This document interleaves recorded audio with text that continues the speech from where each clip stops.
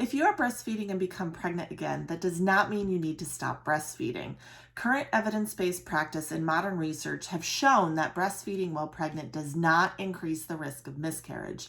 There would be a few exceptions to this, but are typically in high-risk pregnancies, such as when carrying multiple babies, or if there is some complication that would require complete bed rest. Usually, if you're cleared to have sex, you're okay to continue breastfeeding. The myth is that breastfeeding will cause preterm labor, which stems from the fact that breastfeeding releases oxytocin, the same hormone that helps create contractions during labor. But there's no legitimate evidence this can be harmful while breastfeeding. Studies have shown the uterus isn't as responsive or sensitive to oxytocin until the final weeks of a normal pregnancy. A research study done in 2012 compared rates of success in reaching full-term delivery and newborn birth weights between two groups of pregnant women with more than one child, those who breastfed during pregnancy and those who did not. Results of this study found no significant difference in babies born at full term or non-full term between the two groups. Birth weight was also unaffected whether they breastfed or not. The researchers concluded that breastfeeding during normal pregnancy is safe and does not increase the risk of poor maternal or newborn outcomes. Overlap breastfeeding is a personal decision for mothers and families. This research did purposely exclude high-risk pregnancies. If you are expecting multiples or considered to be at risk for miscarriage or early delivery, discuss those options further with your healthcare professional supporting you. However, in the majority of cases, there's usually no reason to wean early. It is important to note that breast milk will change back to colostrum sometime in the second trimester in preparation of feeding the newborn. This change is different for everyone, but is usually most noticeable between 14 and 20 weeks. Colostrum is a thick, sticky, high-protein laxative milk that helps newborns poop. During that phase of pregnancy when your milk is transitioning, milk volume usually significantly decreases and has a slower flow than more mature milk. You may also notice difficulties triggering letdown to that milk. Nursing more frequently or pumping will not increase production in the same way it does when you're not pregnant. There's really nothing to fight the hormones that are making that shift. If your breastfeeding baby is less than a year old, you will need to watch their weight gain to be sure that they are getting enough to eat. Colostrum is also saltier in flavor. For this reason, some babies and toddlers may self-wean.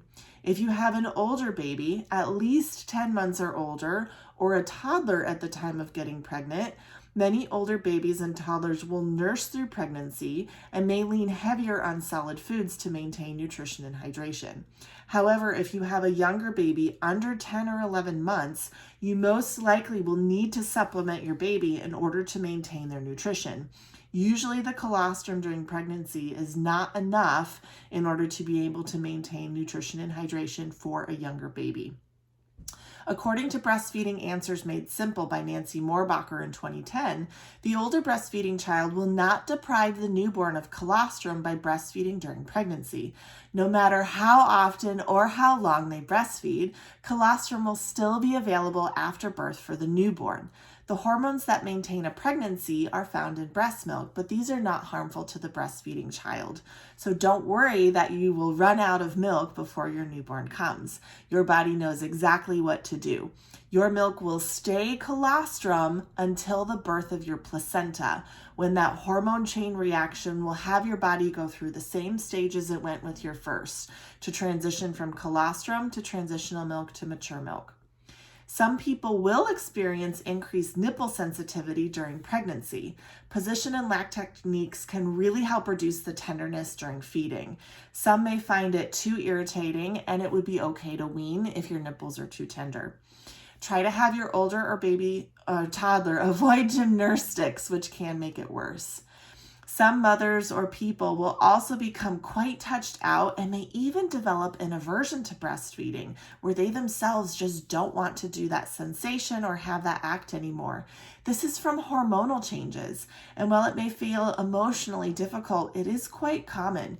You are not alone in those feelings of not wanting to breastfeed or nurse anymore, and you really shouldn't feel bad about them. Know that this is from the hormonal shifts that are happening in your body to support the pregnancy, new tenderness, new things going on in your body, as well as changes of your nursling figuring out the changes in your breast milk. Sometimes breathing techniques, the same ones used during childbirth classes, can help you cope with the increased sensitivity as well as any aversions that you feel during breastfeeding. These breathing techniques may also help reduce your anxiety. Sometimes just knowing that they're common and other people experience them can also help. If your child or toddler is old enough, you can talk to them about this transition and ask them to nurse more gently or for shorter periods of time. You also have the right to put boundaries on how long and how often your baby or older baby or toddler are nursing. If you have a younger baby under the age of 1, you may want to consider doing additional bottle feeding or supplementing. And with your older toddler who is eating a well-balanced toddler diet, you may want to consider putting more boundaries or restrictions on when and how often they are nursing to not only help you with that nipple tenderness, but also any aversions or sensitivities you're also finding. This is the best recommendation. Congratulations on that new pregnancy.